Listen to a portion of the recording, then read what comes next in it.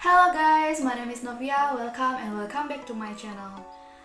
Di awal 2023 kemarin, alhamdulillah aku mendapatkan kesempatan untuk mengikuti MSIB Batch 4 dan mendapat offering dari PT Zona Edukasi Nusantara atau Zenius pada Learning Pad Data Analytics. Di video kali ini aku bakal sharing pengalamannya sebagai peserta program Zenius Studi Independen bersertifikat Batch 4.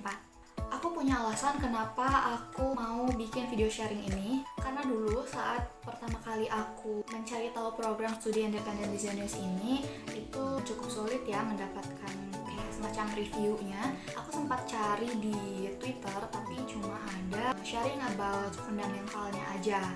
So sekarang aku mau sharing pengalaman bersama kalian.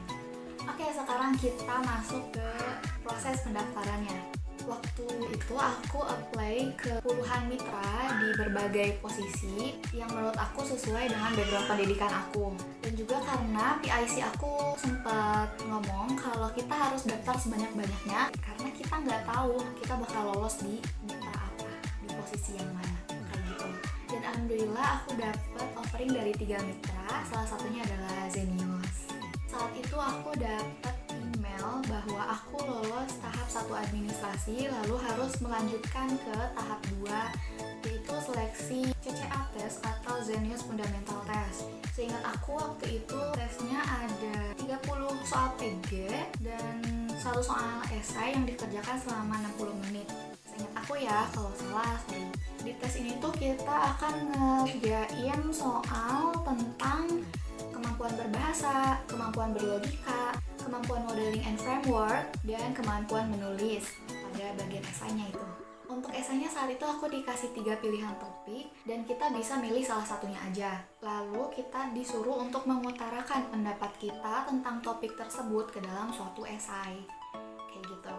Setelah melakukan CCA test, beberapa hari kemudian aku mendapat lagi email pengumuman seleksi tahap 2 bahwa aku diterima sebagai salah satu peserta program Zenius Studi Independen bersertifikat Batch 4. Terus kita juga diingetin untuk mengisi survei kebinekaan supaya bisa resmi menjadi peserta program ini.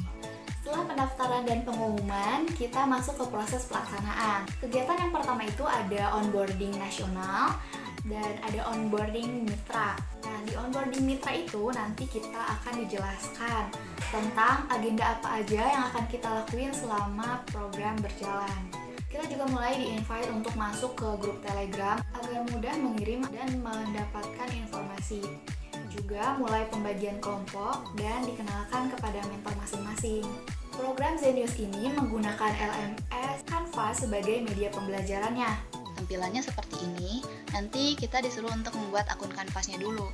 Kalau kalian punya kesulitan atau punya pertanyaan, kalian bisa tanyain di grup Telegramnya, nanti dibantu oleh yang bersangkutan.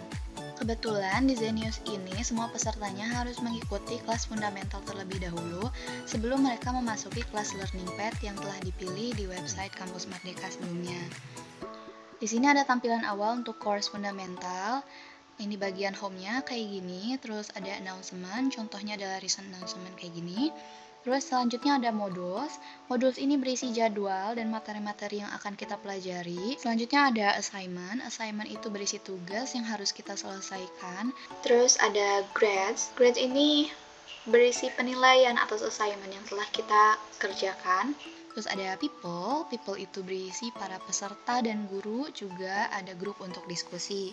Nah, selanjutnya ada silabus, tentunya untuk pedoman pembelajaran ya.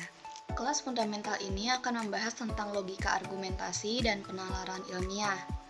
Dan berjalan selama 3 minggu, lalu setiap minggunya akan diadakan 2-3 kali live class. Dan ada beberapa assignment dan summatif yang harus kita kerjakan, juga ada diskusi kelompok. Oh iya, selama kelas fundamental ini kita harus mengerjakan Zencore minimal sampai level 50 di aplikasi Zenius, gunanya untuk menambah nilai kita. Agar bisa mengakses modul kelas fundamental, kita harus mengerjakan initial assessment terlebih dahulu. Initial assessment itu berupa praktek aja gitu, sebelum kita mempelajari materi-materi yang ada di kelas. Setelah kelas fundamental selesai, Selanjutnya kita masuk ke learning path yang aku pilih, yaitu data analytic. Untuk tampilan course data analytic juga sama aja, ada home, announcement, modules, assignment, grades, syllabus, and people. Terus di data analytic ini kita akan mempelajari tentang ini. Kalian bisa baca aja ya. Untuk kegiatan pembelajarannya ada live class yang dilaksanakan 2 kali dalam seminggu, ada assignment dari materi yang sudah kita pelajari sebelumnya. Nah, baru nanti di akhir kelas kita akan mengerjakan final project. Final project ini dikerjakan secara berkelompok, yang kelompoknya sudah ditentukan oleh mentor masing-masing. Oh iya, mentor ini juga akan membimbing kita selama program. Nanti kita bakal diajak mentoring dengan jadwal dan pembahasan yang ditentukan oleh mentornya.